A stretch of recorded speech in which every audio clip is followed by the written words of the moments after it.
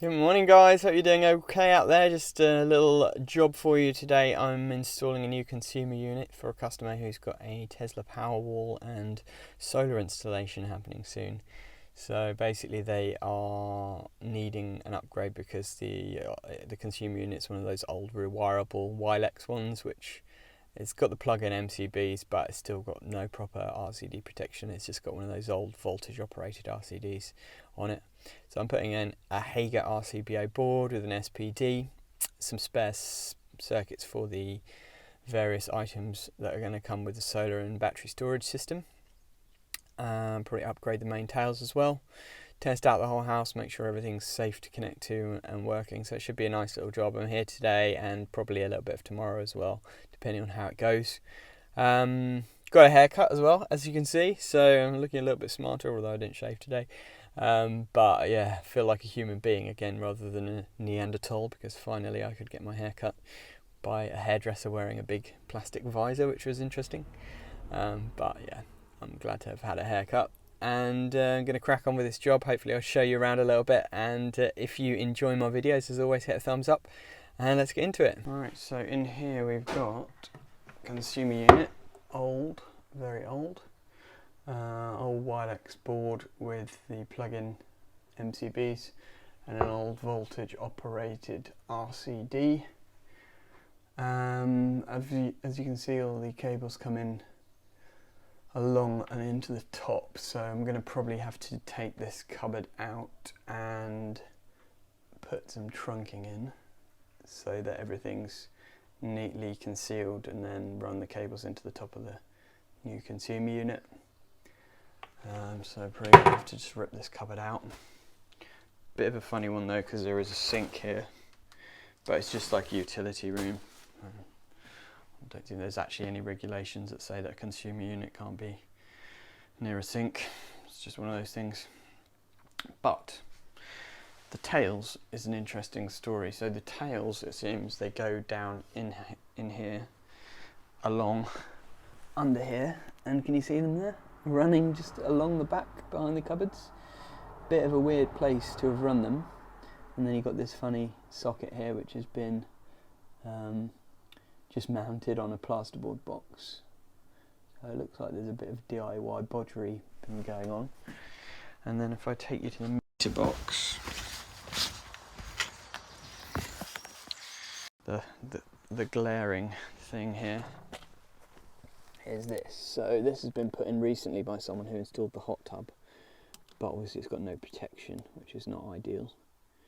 I mean, it looks like it's been done fairly well. It's got, you know, proper lug on it and everything, but it's just a bit of a bodge. And then this door, obviously, it's just completely, you know, like all meter boxes in every video that I show, it's completely broken.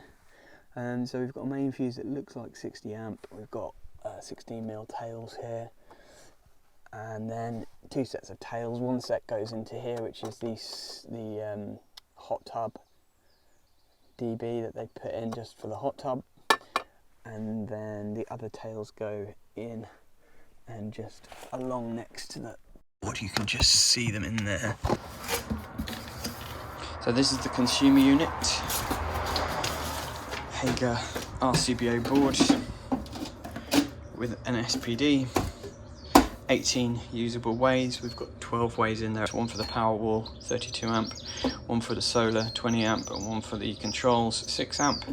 So that brings us up to 15 ways, so that will give us 3 spares, which is perfect. Box of RCBOs and some blanks, so that's all good.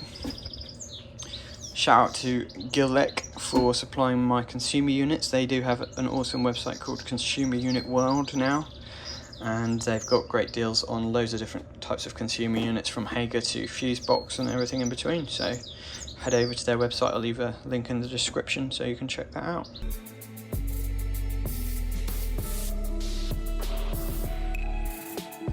Right, so just a little update for you. I've got this boxing off here now, and this is quite interesting. It's a bit of a mess. So the main tails are here, and they're just literally loose in this boxing, which is really dodgy. You've got a bit of bonding supplementary bonding for the heating here. Obviously some heating pipes going in this boxing, and then all the cables to the consumer unit, or most of them, come through the side here and along and in. I mean, you can see there's some really dodgy stuff, like, you know, that's where the tails go in, no grommet strip, no gland, nothing. Same on the top, there's just holes everywhere. So it's a really good job we're changing this. But what I'm thinking is actually the consumer unit, the new one, will fit in here. It will just fit neatly inside that cupboard, and it would be much nicer rather than having to rip out that cupboard, because it's quite pretty. It would be nicer if we could keep it. So what I'm thinking to do is actually cut a hole in the side of the consumer unit here in the top, a big hole, bring all the cables in there and then fire seal it afterwards. There might be one or two that we have to take in the top, like here. I think these are the only two that go up. Well, that one goes through anyway, so it's probably just this one. All the rest we could take in the side, basically. And then the tails, I might just trunk along here and through the wall, and then come into the side, this side of the consumer unit, with a compression gland, one of those whisker tails glands, in there, and run them along and up to the main switch. The only thing is, it's going to be quite tight here in this side of the board next to the neutral terminal, bringing in all the cables, so it's going to be a bit of an experiment really, but I think it's doable.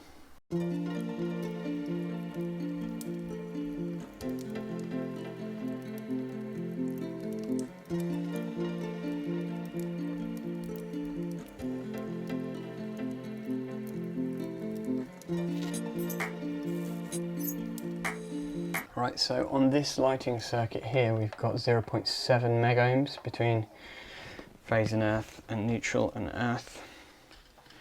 So that is lower than acceptable. It's not low enough to trip. What I'm going to do is just connect these two together. It probably won't make any difference, but you never know. So I'm just going to connect those together and just test again. Yeah, so 0.68 we've got. And then if I do 500 volts, 0.69, yeah, so it's a bit too low. And that is according to this schedule. Utility room, garage light, garage something. It's very hard to actually see what it says, but it looks like it's actually the lights in this room here. So that's going to need a bit of investigation, but at least it's not so low that it's going to trip, so that can be done later.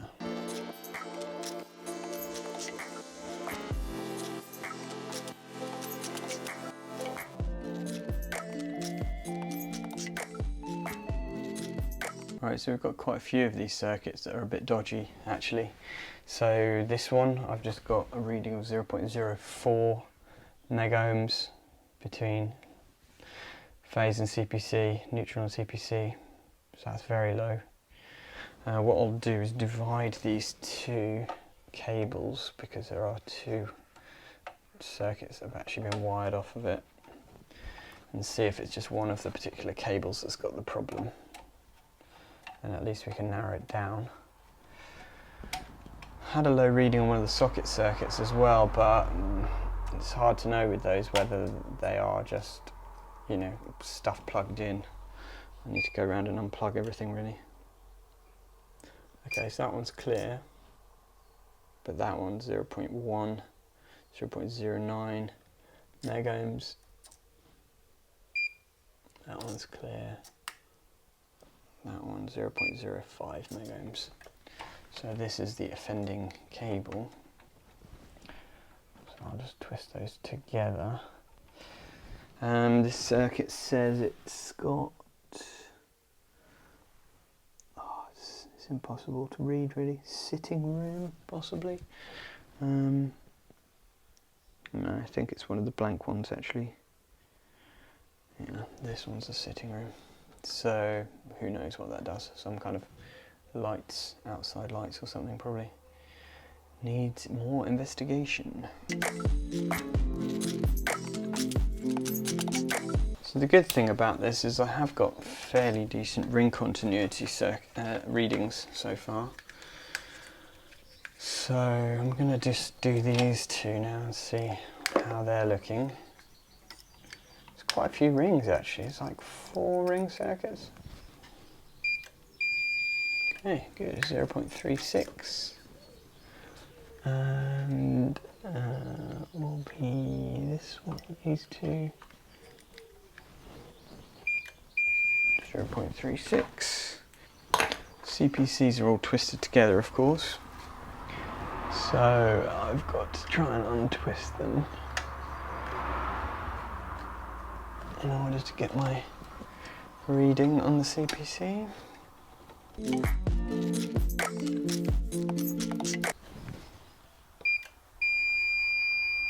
1.3. A little bit high on the CPCs, but not terrible.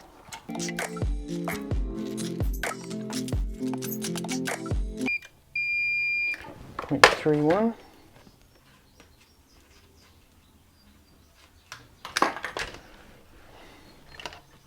And the neutral is very nice.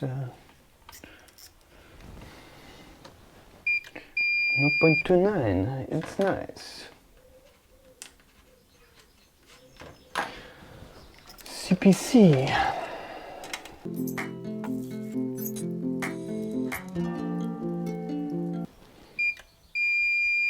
0.74.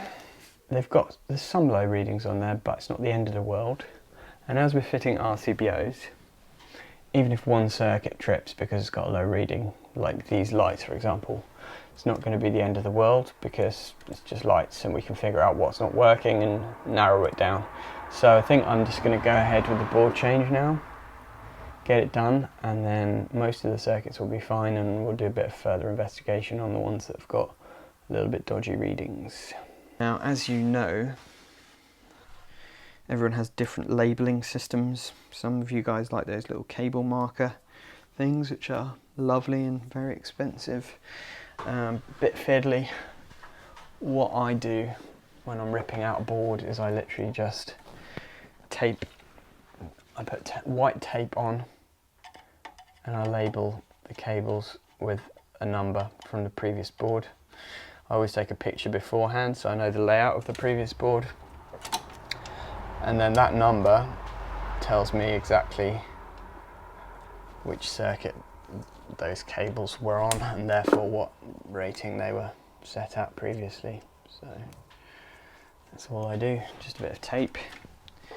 And then with my trusty Pica pencil, which I seem to have mislaid, here it is. That's nice actually about this Pica pencil, is you can draw on plastic. So I'll just put 1 on there, like that. And that's what I basically will do with the whole board.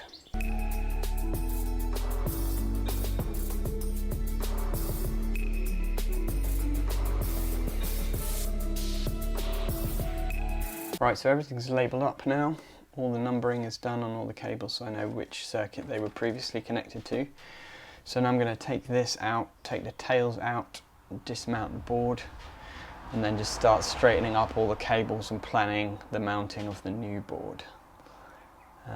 These are pretty solid old things, to be honest, these old Wylex boards, so they're quite nice really. In the way that they were built, I mean, you know, they lasted a long time, and obviously at the time they were designed to be the height of technology and safety, but times change, technology improves, and now we have other safer things like RCDs and RCBOs and AFDDs and SPDs and all the other acronyms that we get used to talking about as electricians. Let me know in the comments if any of you, when you strip these old boards out, do you actually strip them down to the bare copper and brass and then scrap them in? Because there's quite a lot of copper in these and quite a lot of brass, but it's very fiddly to actually take them all apart. I used to do it, but I don't bother anymore. I just throw them in the bin because I don't have time to be faffing around for a couple of quid anymore. There we go. So that comes off like that. See what I mean though? There's a lot of copper in there. Copper buzz bar all the way along the bottom. And then all these brass terminals. Quite nice really. So that doesn't actually come out. I'm going to disconnect all the CPCs.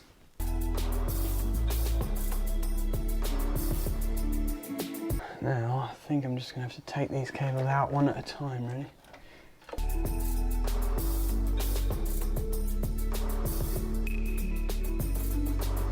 Although I could fit the new consumer unit in here, it's going to be very tight, and just thinking about it, we've got the solar guys coming in after us to try and add 3 additional circuits for various items of equipment, and it's going to be a nightmare for them to work in here if it's all inside this cupboard.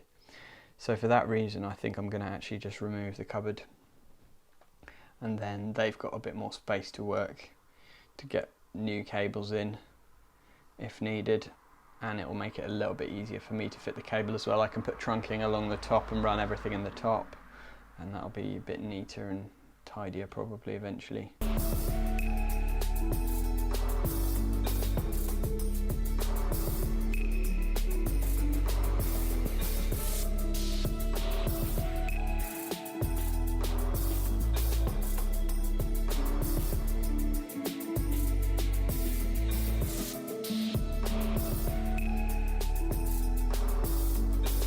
Right, so the cupboard is out now, so I've got much more space to work, which is nice.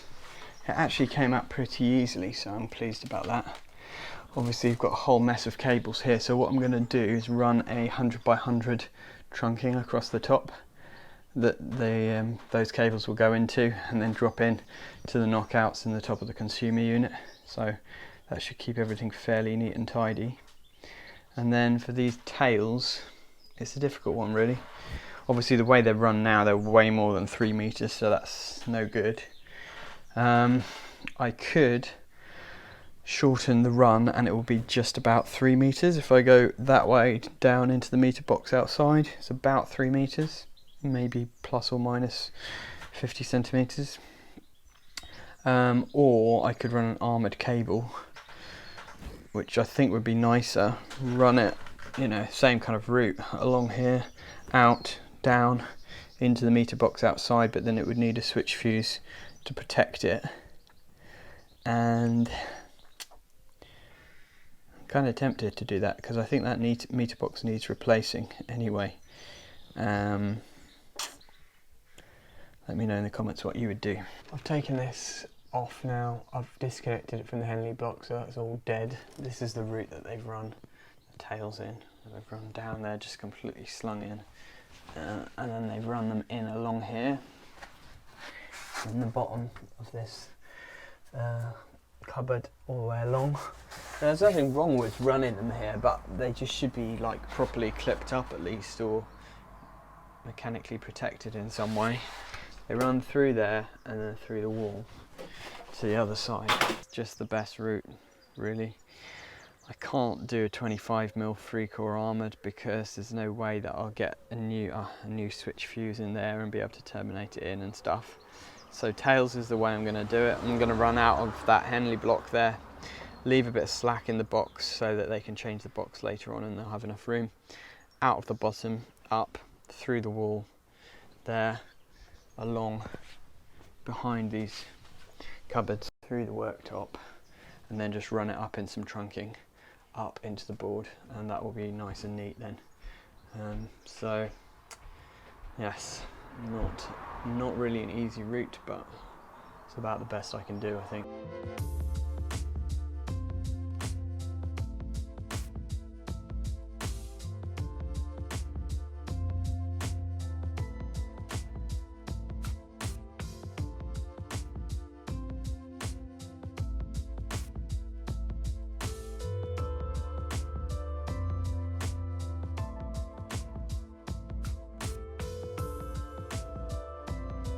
I've got this trunking here, 100 by 100 trunking, which is just going to go up there. And I've cut a hole in the top to take that cable up, and then I've cut a few holes in the bottom to take these cables through. So basically, it's just going to go, they're all going to go in there like that. That will butt up to the ceiling as close as possible. That one will go in here.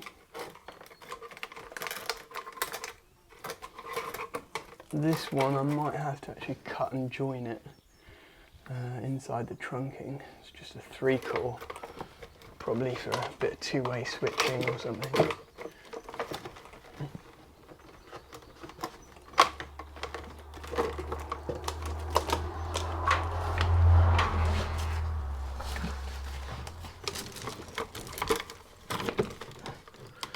So that will go up there like that, fairly neatly, and then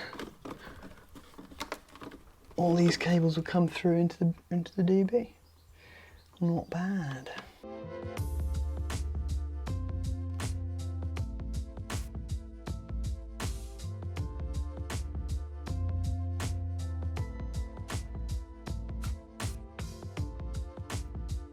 Right, so trunking is up. Cables all fit in there really nicely, so I think it's going to be quite a nice, neat finish. I've just extended it a bit longer, obviously, because I wanted these cables here to come into it properly rather than having to come out and it look a bit of a mess and put them in a compression gland. So I've got an end cap to go on there, then I'm going to run a 50 by 50 trunking down and under the worktop for that. So getting there now.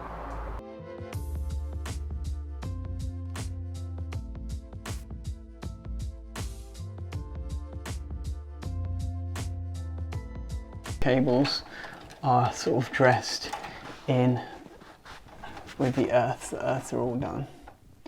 Managed to get those in fairly neatly, and then through each of the holes I've brought a couple of circuits so that they're sort of evenly spread out. I've straightened these wires up as much as I can, so now what I've got to do is fit the DIN rail in the board, mount all the RCBOs, connect the RCBO tails in there, and then start terminating the phase and neutral conductors into the RCBOs. I'm waiting for a bit of 50 by 50 trunking to go in down here, so until that happens I can't actually put the tails in yet, but hopefully that's going to arrive soon. The wholesalers should be on their way. It's 2 o'clock in the afternoon, so it's kind of about on time, but yeah, I need to get the back of this broken now because I've got to be out of here in 2 hours max, so we'll see how I go.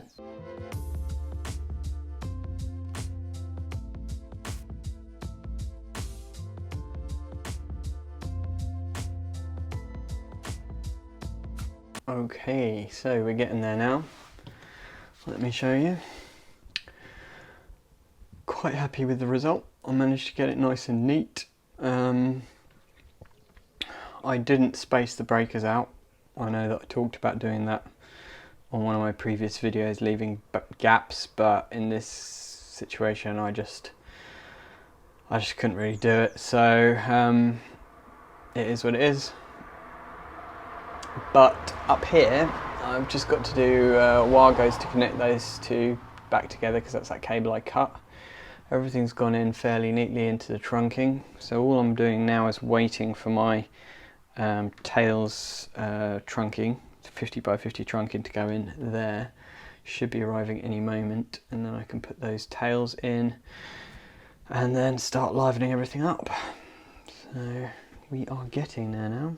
So it's day 2, I'm back here and doing some finishing touches. Yesterday I just put the tails in temporarily like this, but I need to tidy them up. So I've got this 32mm flexi conduit that I'm going to run them in, just so that they're kind of like neatly secured and hidden away on the wall and protected.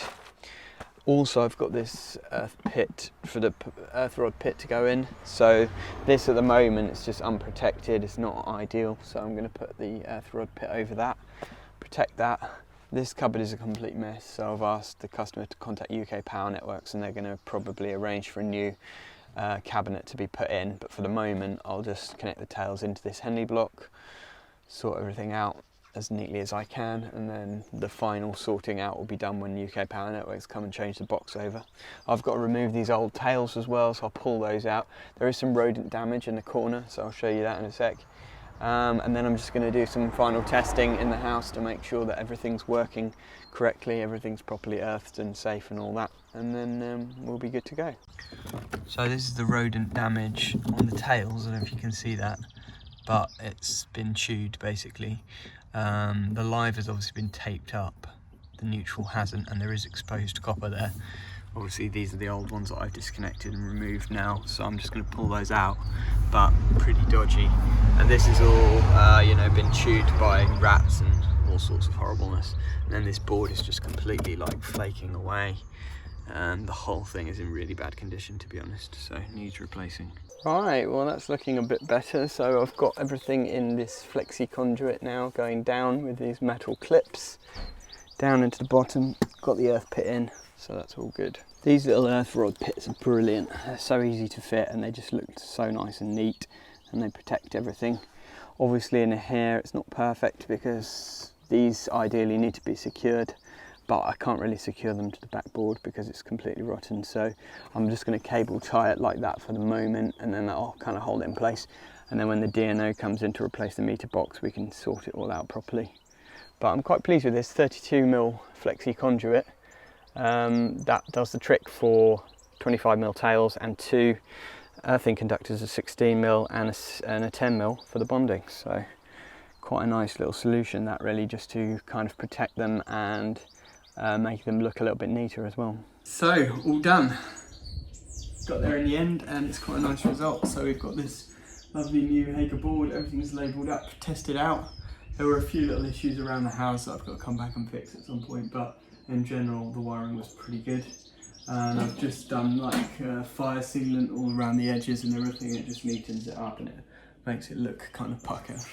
So yeah, all ready to go now. They've got the 3 spare circuits there ready for the solar PV, battery storage and controls, and meter tails are all upgraded and sorted out, so good to go. As always, if you enjoy my videos, hit a thumbs up and don't forget to subscribe to the channel if you haven't done so already. And if you hit the notification bell, then you won't miss out. Have a great day.